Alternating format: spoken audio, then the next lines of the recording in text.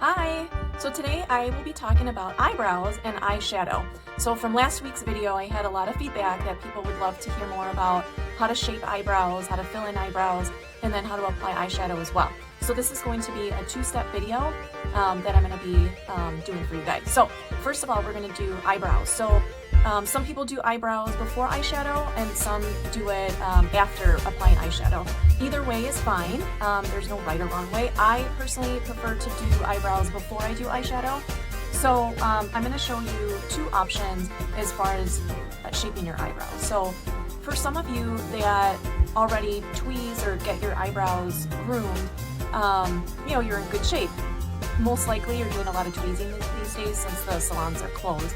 And so you'll want to make sure that you have a nice shape of your eyebrows.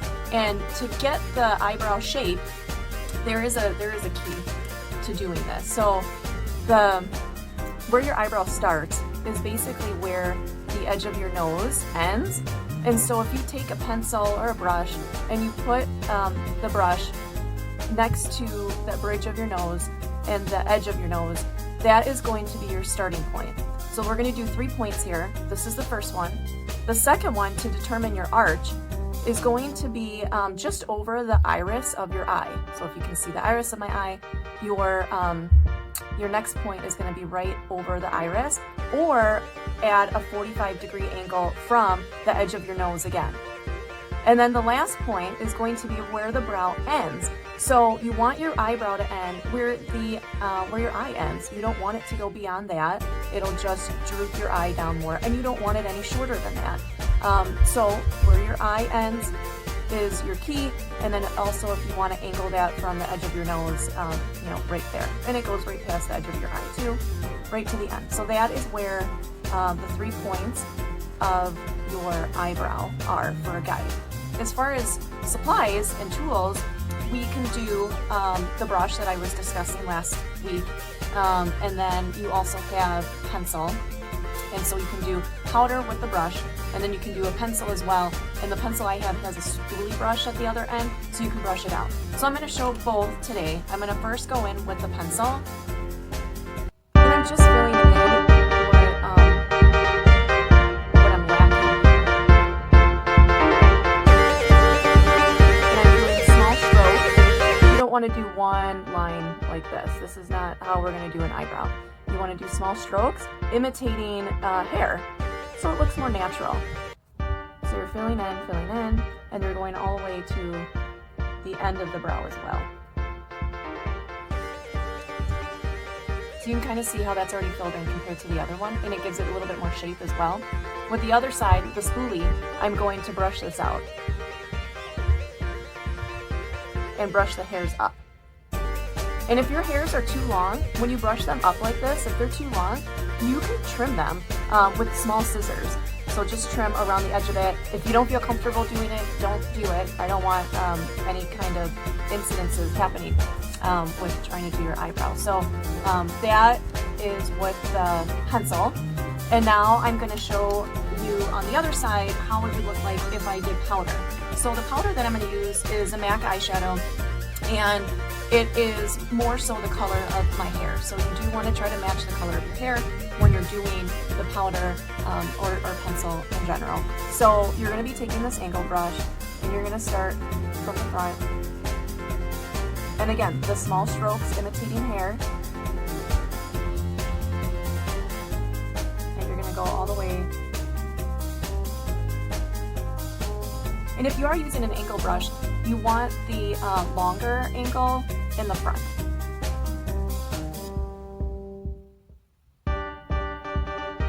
And then you're going all the way to the end. Now, I do have a spoolie brush that I use to brush out the brows, but anyway, you do want to brush out the brows when you're done filling them in. It just kind of brushes out if you had a little bit too much on one side versus the other. So this is the powder. It gives a little bit more of a defined look than the pencil. And it depends. Everybody's brows are different. I do have a printout of another person's eyebrows that are differently shaped than mine, so I can show you how I would shape those.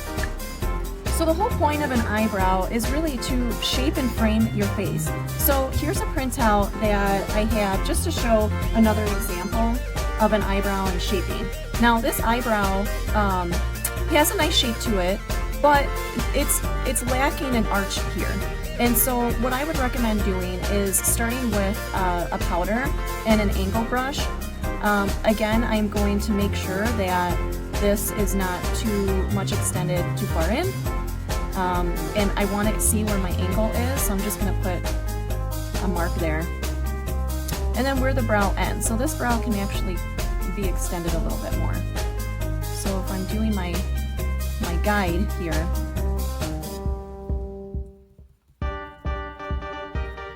so I would tweeze this area here because it's extended a little bit too far in. You can tell this person has more inset eyes where they're closer together. So you don't want the brow to be too close together as well.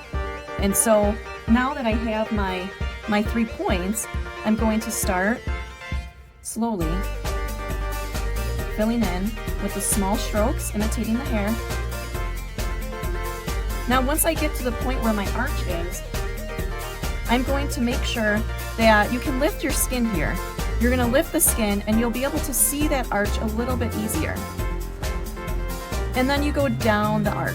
So you're going as if it were a small hill. You're going up and then you're going down all the way to the point that we marked where the brow ends. Now you do want the end to taper off. So you can see here on her original brow, she had some hairs that she could tweeze to get more of that tapered effect. Otherwise it's going to be too thick here on the outside.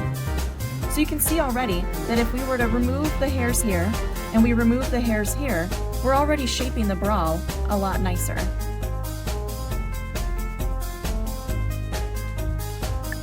So this completes the brow section. For now, you can see that really all you see are eyebrows, but it really does help frame my face and it preps for putting eyeshadow on. So now I have a better guide of when I'm doing my eyeshadow, my brows are done, and so I'm going to go right into eyeshadow. If you have any questions about brows, please reach out to me. What you want to do first when it comes to eyeshadow is you want to use an eyeshadow base, and so I use the MAC paint pot, which it's waterproof, it stays on for a very long time. It doesn't crease at all, and so that's my big suggestion when it comes to eyeshadows is put some kind of primer on your eyes, and it just keeps your eyeshadows on without creasing.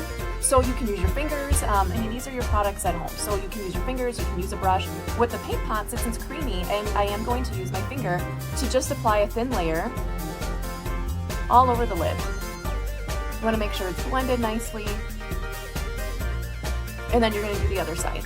When it comes to choosing an eyeshadow, right, this is the question that I get often is, well, what color eyeshadow should I put on? I mean, the easy question is mostly neutrals, but it depends on what you want to do. If you want it to match an outfit that you have, you want a little pop of color. It's springtime now, so you may want something a little bit with more color in it. Typically, if you just want to wear eyeshadow every day and you want it to look natural, just use neutral shadows. And neutral can be a light beige, like a taupey color, some kind of browns, light browns, dark browns. So the colors that I'm going to use today, they're mostly neutral.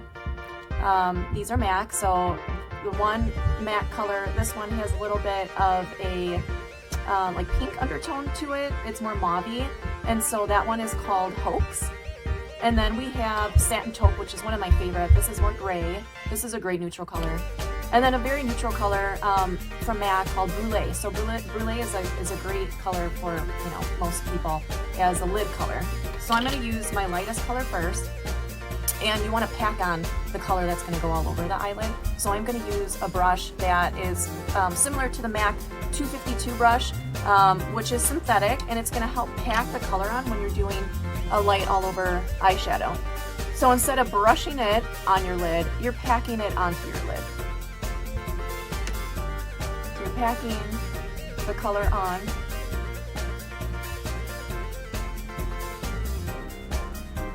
And that gives just a base all over your eyelid, and we're going to do that on the other eye.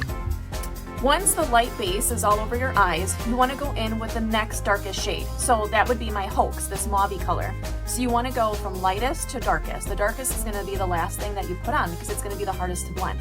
So now I'm going to use more of a blending brush. This is the MAC 242. Actually, I'm sorry, it's the MAC 224 brush. This one we're going to use in the crease of the eye. And you want to mostly pack the color in the crease, and then you're going to blend. So without adding any additional color, you're just blending this into your crease. The crease is where you feel your brow bone. So right when you feel the brow bone, and don't be afraid to add a little bit of pressure, because when you have good brushes, it's going to warm up your eyeshadow, so it's going to blend and move a lot easier for you. So this is going throughout the crease and in the outer corner. And we're going to do the same for the other side. Now that we have the two colors on both eyes, you can start to see how it's lighter on the lid and then the inner corner, and that's what we want. And then a little bit darker on the outside, and then blend it in the crease. But it's really a wash of color. You can't see exactly where one starts and one ends, and it's just washed together. And that's because you're using a blending brush. That's going to help a lot. So now that we have the two lighter tones, we're going to go in with Satin Taupe, which is the darkest tone that I'm going to do for this look. And so you're using that. Okay, now we're going to go in with Satin Taupe and the outer corner. And you're mostly going to make sure that the darker color gets concentrated on the outside. This is what's going to help shape the eye, so you don't want too much of it in the inside, because the darker color is now going to close up your eye a little bit if you go too far in your crease.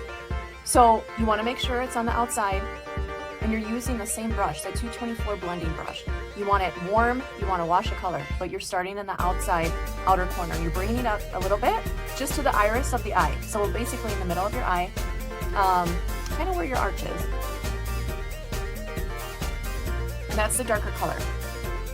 Okay, so I have both eyes done with all three colors. Now, you don't have to do three colors. You can do one color, you can do two colors. It doesn't have to be three. This is just what I chose to do to show everybody how you can do a three-color look and how to blend a little bit better. So what you'll want to do is, because we're using powder, powder is going to fall even off your shadow, even if you tap it off. So you'll want to come and clean this up underneath the eye. You can just take a soft tissue and go from underneath the eye, that anything that may have fallen, to the corner, and drag that out.